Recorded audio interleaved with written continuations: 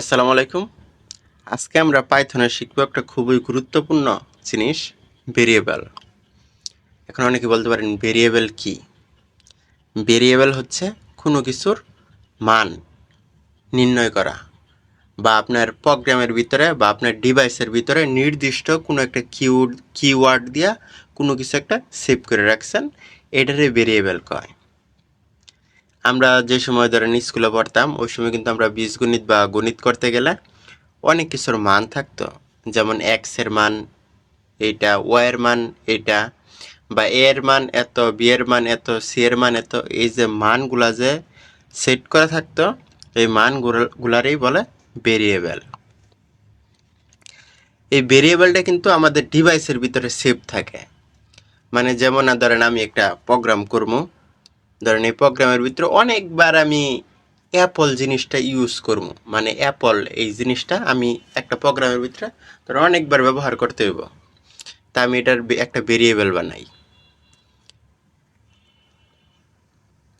Quotation আমরা double quotation দিতে পারি, সিঙ্গেল কোটেশন দিতে পারি। আমি আবার বলি, ধরেন আমি এর ভেরিয়েবল বানাবো, a is equal to double quotation দেওয়ার পরে কিন্তু এটা কিন্তু ক্লোজিং কোটেশনটাই পড়ছে। এখন A for apple, A double P L E, apple. পরবর্তীতে আমরা দিই, আরও দিই আর কি, B for ball, B is equal to quotation B A double L, ball. আমরা সি পর্যন্ত দেই, C is equal to quotation cat. তাহলে আমরা এই জায়গায় একটা জিনিসের মান দিলাম, এর মান অ্যাপল, বি এর মান বল, সি এর মান ক্যাট। ধরেন এই জিনিসগুলো আমি অনেকবার ব্যবহার করবো, ধরেন অ্যাপল অনেকবার ব্যবহার করবো, হ্যাঁ লিখতে গেলে তো সময়ের দরকার আছে, তার জন্য আমি এটার একটা মান নির্ণয় করে দিলাম। এখন এটা এই মানটা কাজ করার আগে কিন্তু এটাকে আপনার ডিভাইসে সেভ করতে হইব। এই জায়গায় আপনি সেভ করা থাকার পরে আপনি যে কোনো প্রোগ্রামে যা খুলে এই ডিভাইসের মধ্যে আপনি এই ভেরিয়েবলটা যে সময় লিখবেন, এ লিখলে অ্যাপ্লাই করবো। সেভ করলেন আপনার ডিভাইসে, যে কোনো এক জায়গায় সেভ করে দিলেন, কোনো সমস্যা নাই, যেখানে খুশি সেভ করে দেন, সমস্যা নাই। অনেকে ডিভাইসে সেভ করলে, সেভ না করলে নাও আসতে পারে, কিন্তু অনেকে ডিভাইসে সেভ না করলেও আসবো, এরকম হইতে পারে আর কি। এটা ডিভাইসের ক্যাটাগরি অনুযায়ী হইতে পারে, তার জন্য আমি বলে দিলাম। ধরেন এখন আমি লিখি, এই মানটা যে আমি লিখলাম, এই মানটা আমি চেক করি মানটা হয়েছে নাকি। তাই আমরা পাইথনের যে বেসিক স্ট্রাকচারটা আছে, এটার জন্য আমাদের কি লিখতে হয়, প্রিন্ট, PRINT, প্রিন্ট। তারপর ফার্স্ট ব্র্যাকেট, তারপর লিখতে হয় এ, তারপর আমরা আবার লিখি প্রিন্ট,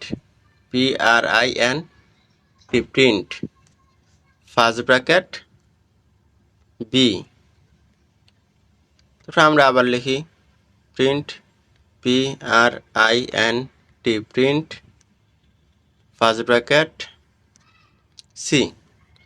ধরেন এই যে কষ্ট করে আমার অ্যাপল, বল, ক্যাট এগুলো লেখুন লাগলো না। এখন আমি যদি টার্মিনালে যদি যাই, এই দেখেন অ্যাপল, বল, ক্যাট আইসা করছে, দেখছেন আমার এগুলো কষ্ট করে লিখতেছি না। এই জিনিসটা হচ্ছে ভেরিয়েবল। এই ভেরিয়েবলের কিন্তু আরো অনেক নিয়ম আছে, তো নিয়মগুলো যে আমি আপনাদেরকে বলি। তো ভেরিয়েবলের যে অনেকগুলো আর কি টেক্সট আছে, যেমন নিয়মকানুন আছে, তার মধ্যে একটা পাইথনের আরেকটা জিনিস বলি। পাইথনে কিন্তু প্রত্যেকটা অক্ষর, ছোট হাতের অক্ষর আর বড় হাতের অক্ষরের মধ্যে কিন্তু আলাদা অর্থ বহন করে। এখন অনেকে লিখলেন, ধরেন আমি লিখলাম বড় হাতের আমিনুল, আবার লিখলাম ছোট হাতের আমিনুল, নাম তো একই, কিন্তু পাইথনের ক্ষেত্রে এই দুইটাই কিন্তু অর্থটা আলাদা আলাদা বহন করব।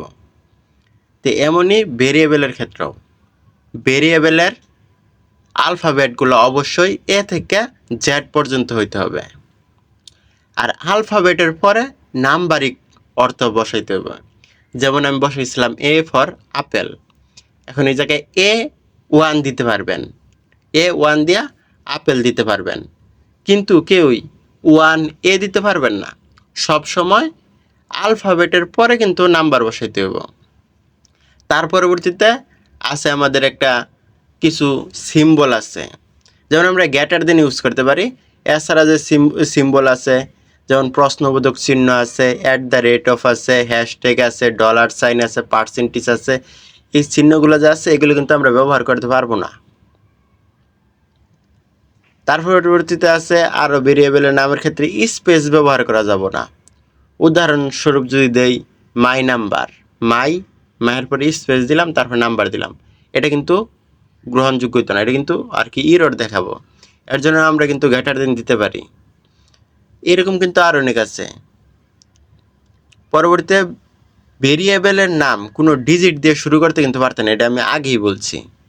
তো এই জায়গায় 3 নাম্বার দেখেন সুন্দর মতন লেখা আছে। আরেকটা উদাহরণ আছে, এটা হচ্ছে পাইথনে কোনো কিওয়ার্ড হুবহুব ব্যবহার করে ভেরিয়েবলের নাম দেওয়া যাবে না। যেমন উদাহরণ আছে ব্রেক আছে, হুইল আছে, ক্লাস আছে, মানে এগুলো হচ্ছে একটা কিওয়ার্ড। পাইথনের কিন্তু নিজস্ব কিওয়ার্ড আছে। এই কিওয়ার্ডগুলো আমি আপনাদেরকে পরবর্তী ক্লাসে বলে দিব। এরকম কিন্তু কিওয়ার্ড আছে। তো সমস্যা নাই, আপনারা আজকে চেষ্টা করেন। কারো যদি কোনো সমস্যা অবশ্যই কিন্তু আমার ফেসবুকে যা আছে, ফেসবুকে ম্যাচ করলে কিন্তু অনেক সময় আমি সিন করি না, আমার যে কোনো একটা পোস্টের ভিতরে বা আমার ছবি টবি অনেক কিছু আছে ওইটার ভিতরে আপনি কমেন্ট করে দিবেন। কমেন্টে কিন্তু দেখা হয়, কারণ যে সময় ফেসবুকে একটা পোস্ট করে মানুষের কিন্তু আগ্রহ থাকে যে মানুষ কী কমেন্ট করলো না করলো। আর মেসেজ করলে কিন্তু অতটা সিন হয় না, যেহেতু ব্যাচেলার মানুষ। তো সবাই ভালো থাকবেন আর চেষ্টা করেন।